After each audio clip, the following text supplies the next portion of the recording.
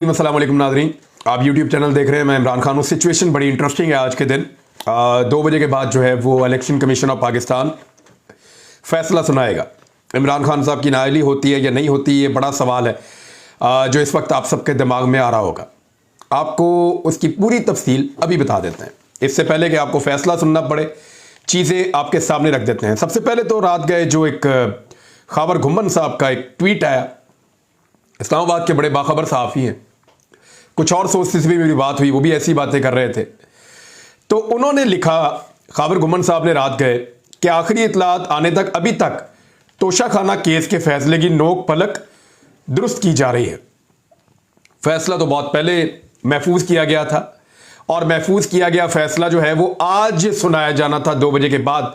वैसे जुमे का दिन है और जुमे के दिन ही बड़े बड़े फैसले आते हैं पाकिस्तान में, तो उसकी नोक पलक रात गए तक दुरुस्त की जा रही थी। मुबैना तौर पे कौन क्या चाल चल रहा है अवाम के सामने कल मजीद शवाहिद आ जाएंगे। बस अल्लाह पाकिस्तान की हिफाजत फरमाए, आमीन। देखिए, इतना आसान नहीं होता किसी को आप बड़े लीडर को आप नाअहल कर दें, खास तौर पे उस वक्त जब वो अपनी पॉपुलैरिटी के उरूज के ऊपर हो। नवाज शरीफ साहब को जब नाअहल किया गया तो उस वक्त उनकी पॉपुलैरिटी नहीं थी पाकिस्तान में, लोग उनके खिलाफ थे, पनामा का केस चल चुका था और पूरा पाकिस्तान मियां नवाज शरीफ साहब से सवालात पूछ रहा था। नवाज शरीफ साहब के पास जवाबात नहीं थे। जब यूसुफ रज़ा गिलानी को नाअहल किया गया या उनको सजा दी गई तो उनके भी हालात मुख्तलिफ नहीं थे। लेकिन इमरान खान साहब जब से उनको हटाया गया है तब से वो सवाल पूछ रहे हैं और लोगों के पास उनके सवालात के जवाब नहीं है और वो अपनी पॉपुलैरिटी के उरूज के ऊपर है। बल्कि अगर ये कहा जाए कि पाकिस्तान की तारीख के इस वक्त मकबूल तरीन लीडर बन चुके हैं तो ये भी बात गलत नहीं है। अब आप आए इस बात पे कि क्या ये फैसला आएगा और क्या फैसला आएगा।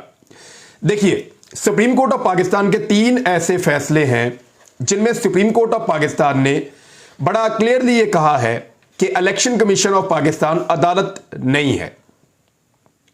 ये पाकिस्तान में इलेक्शन करवाने की एक बॉडी जरूर है, लेकिन इलेक्शन कमीशन ऑफ पाकिस्तान अदालत नहीं है। अच्छा, इसी की वजह से ना सिंध हाई कोर्ट में, लाहौर हाई कोर्ट में और रावलपिंडी की जो हाई कोर्ट का बेंच है वहां पे 3 केसेस भी हुए हैं। इमरान खान साहब भी गए हुए हैं, कुछ और वकला भी गए हुए हैं, क्योंकि election commission of Pakistan section 10 के तहत तौहीन अदालत का इख्तियार इस्तेमाल करता है।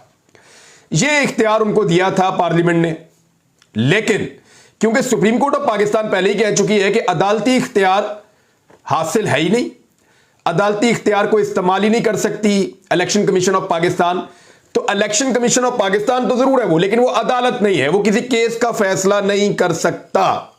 इसको तो आप कर लें क्लियर। अब ये केस क्या है? ये अपनी तर्ज का पहला केस है जो इमरान खान साहब के ऊपर बनाया गया है और ये directly election commission of Pakistan को दिया गया है। केस ये है कि इमरान खान साहब ने अपने दौरे हुकूमत में तोशाखाना से कुछ तहाइफ को खरीदा, लेकिन उनको अपनी आमदन के अंदर जाहिर नहीं किया। दोबारा सुन लीजिए, इमरान खान साहब ने तोशाखाना से कुछ जो तहाइफ थे उनको खरीदा, लेकिन उनको अपनी आमदन में जाहिर नहीं किया।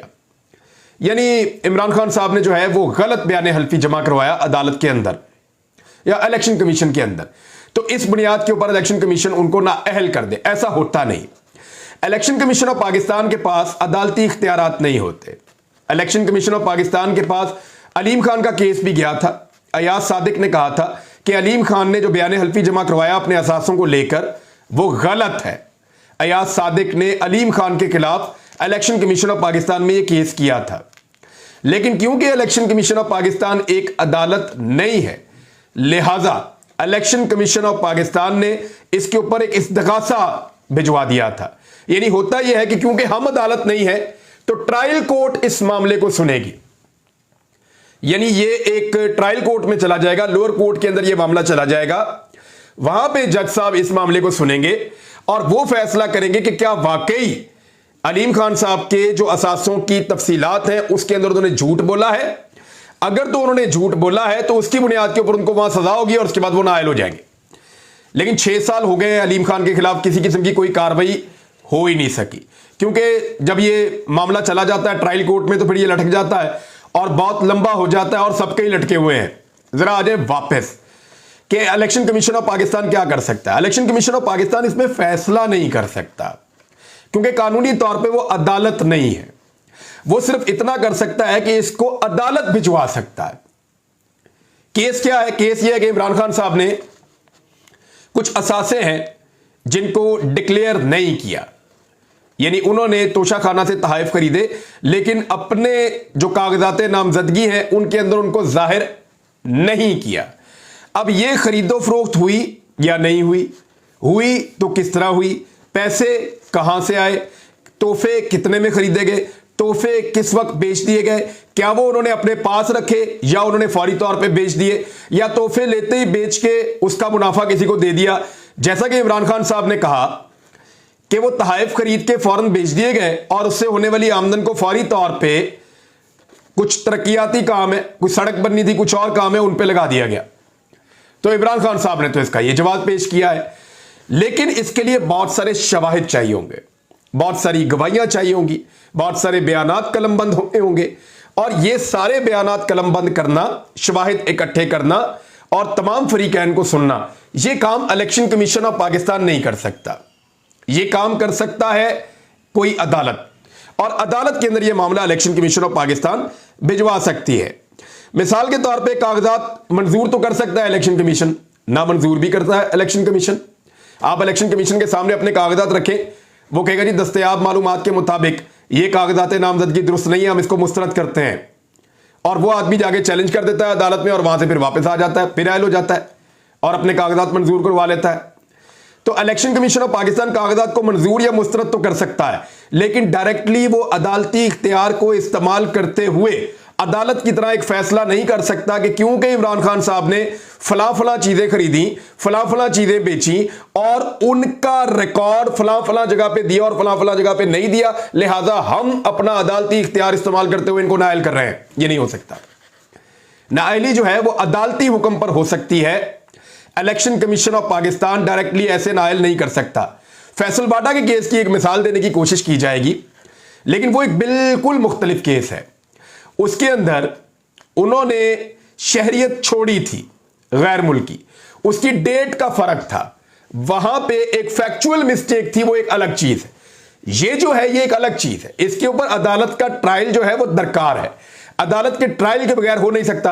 अब फर्ज करें अगर खावर घुम्मन साहब का डर ठीक है, या कुछ और लोग भी जो ये कह रहे हैं कि इमरान खान साहब को नाअहल करने की कोशिश की जाएगी और 62(1)(f) के तहत नाअहल किया जाएगा ताकि नवाज शरीफ साहब को भी इसका फायदा मिल सके, और फिर इसको मिसाल बनाया जाएगा कि क्योंकि इमरान खान साहब भी नाअहल हो गए हैं तो नवाज शरीफ साहब भी हो गए हैं, लिहाजा पार्लियामेंट में जाकर बैठते हैं और नाअहली के इस कानून को ही खत्म करते हैं ताकि मियां नवाज शरीफ साहब के लिए भी ग्राउंड तैयार हो जाए और इमरान खान साहब के लिए भी ग्राउंड तैयार हो जाए। अब वो जो लोग नवाज शरीफ साहब से बड़े बड़े काम करवाना चाहते हैं, आजकल उनका बड़ा खास नुमाइंदा पाकिस्तान में मौजूद नहीं है।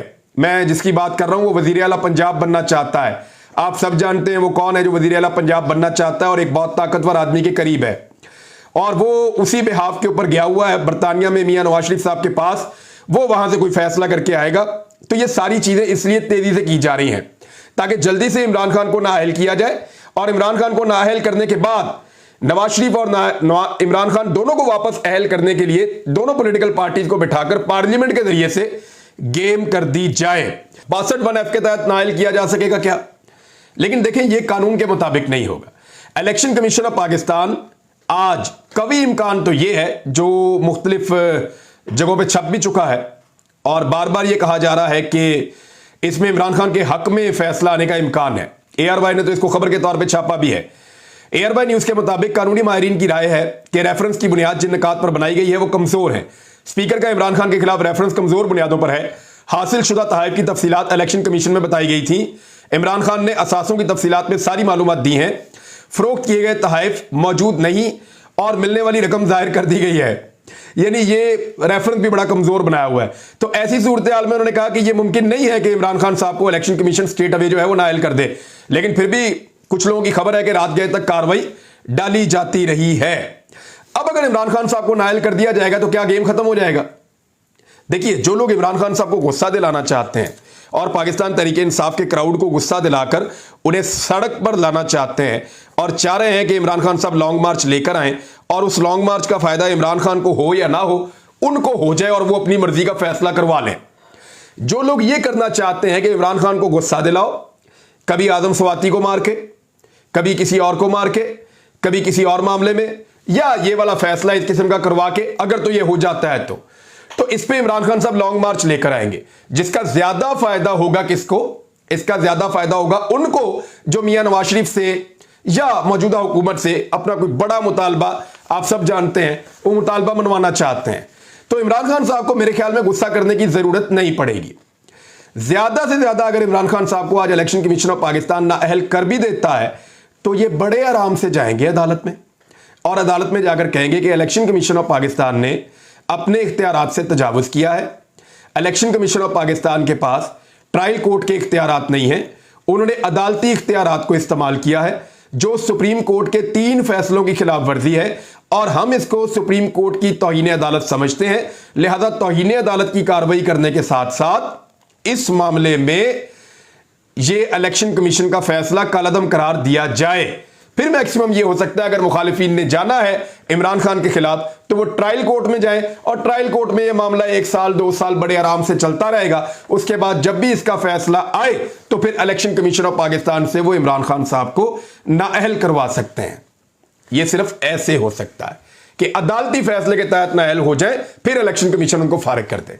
ये नहीं हो सकता कि इमरान खान साहब जो हैं उनको वैसे ही election commission of Pakistan trial court बनते हुए खुद फारिग कर दे। ये इमरान खान साहब के पास एक और हथियार भी उनके हाथ लग जाएगा अगर इलेक्शन कमीशन ऑफ पाकिस्तान अदालती इख्तियार इस्तेमाल करते हुए उनको नाअहल कर देता है।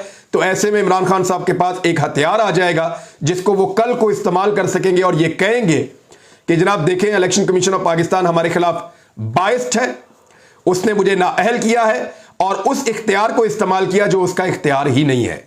अब आ जाए एक और खबर की तरफ, और यह खबर भी बड़ी इंटरेस्टिंग है। कुछ लोग इनको जोड़कर देख रहे हैं 2 खबरों को। लोगों का यह मानना है कि जो फैटफ के अंदर पाकिस्तान ग्रे लिस्ट में गया था, पाकिस्तान अब फैटफ की ग्रे लिस्ट से निकलकर बाहर आ जाएगा, यानी पाकिस्तान जो है वो व्हाइट लिस्ट में आ जाएगा, ग्रे लिस्ट से निकल जाएगा। तो इसका जो क्रेडिट है वो देने की कोशिश की जाएगी मौजूदा इंपोर्टेड सरकार को। यह हो नहीं सकता। इसका क्रेडिट जो है वो सारा का सारा पाकिस्तान तहरीक इंसाफ की हुकूमत, हम्माद अजहर को खास तौर पे, और पाकिस्तान की जो अफवाज हैं उनको जाता है।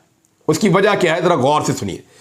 फैटफ के जितने नुकात थे उनके ऊपर पाकिस्तान ने अमल दरामद किया था, और पाकिस्तान ने फैटफ के 28 में से 27 नुकात पे एक वक्त में अमल दरामद कर लिया था। जब ये नुकात 30 से ज्यादा हुए थे तब भी पाकिस्तान ने एक आधे को छोड़कर बाकी तमाम पर अमल दरामद कर लिया था। पाकिस्तान की जो फैटफ में कारकर्दगी थी, कानून साजी करने के हवाले से, चीजों को हैंडल करने के हवाले से, चीजों को कंट्रोल करने के हवाले से, एंटी मनी लॉन्ड्रिंग के हवाले से, वो इमरान खान साहब के दौर में बड़ी शानदार रही है। हालांकि जो नैब के अंदर जितने कवानीन थे जो फैटफ के साथ बड़े मुंसलिक थे, उन तमाम को मौजूदा इंपोर्टेड सरकार ने बेशक खत्म कर दिया है। उल्टा नुकसान पहुंचाया पाकिस्तान को फैटफ के मैदान में ये मौजूदा हुकूमत ने। लेकिन अगर पाकिस्तान किसी भी सूरत में फैटफ की ग्रे लिस्ट से निकलता है तो उसका पूरा का पूरा क्रेडिट अफवाज पाकिस्तान और पाकिस्तान तहरीक इंसाफ की जो हुकूमत गिराई गई है रिजीम चेंज ऑपरेशन के नतीजे में, उन दोनों को जाता है।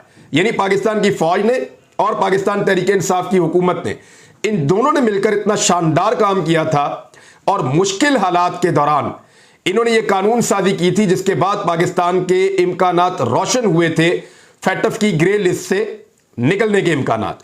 अब पाकिस्तान फैटफ की ग्रे लिस्ट से इस वक्त निकलता है या नहीं निकलता, ये एक बहुत बड़ा सवाल है।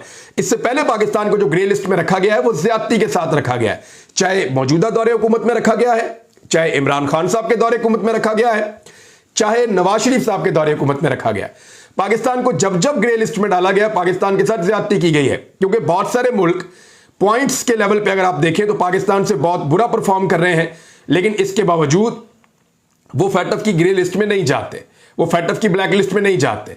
लेकिन पाकिस्तान को डाल दिया जाता है सिर्फ दबाव डालने के लिए। और अगर किसी दौर में इसके ऊपर सबसे ज्यादा काम हुआ है तो वो इमरान खान साहब के दौरे हुकूमत में हुआ है।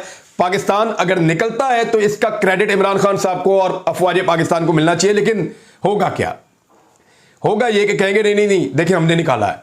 यानी महंगाई बढ़ जाए तो जिम्मेदार 6 महीने पहले वाली हुकूमत, हालात खराब हो जाए तो जिम्मेदार 6 महीने पहले वाली हुकूमत, फेटअप की ग्रे लिस्ट में रह जाए पाकिस्तान तो जिम्मेदार 6 महीने पहले वाली हुकूमत, लेकिन अगर कुछ गलती से अच्छा हो जाए इस मुल्क के अंदर तो उसकी जिम्मेदारी आप हम पे डाल दें, हम पे डाल दें। यानी ऐसी अजीबोगरीब और बचकाना हरकतों वाली हुकूमत इससे हमने पहले पाकिस्तान में नहीं देखी। बहरहाल इमरान खान साहब को आज नाइल किया जाए या उनको नाइल ना किया जाए, दोनों सूरतों में कोई बहुत बड़ी तब्दीली आने नहीं जा रही, बजाय इसके कि पाकिस्तान तहरीक इंसाफ को मजीद मकबूलियत की बुलंदियों के ऊपर पहुंचाया जाए। और मेरे ख्याल में इमरान खान साहब को गुस्सा दिलाने की एक कोशिश हो सकती है आज, अगर वो अपने आसाब पे काबू रखें और बड़े आराम से इसको अदालत में जाकर चैलेंज करें और फौरी तौर पे लॉन्ग मार्च की अनाउंसमेंट ना करें, तो वो जिनको बड़ी आस लगी हुई है लॉन्ग मार्च से, उनकी आस एक दफा फिर टूट जाएगी। अब तक के लिए इतने, अपना ख्याल रखिएगा, अपने चैनल का भी। अल्लाह हाफिज़।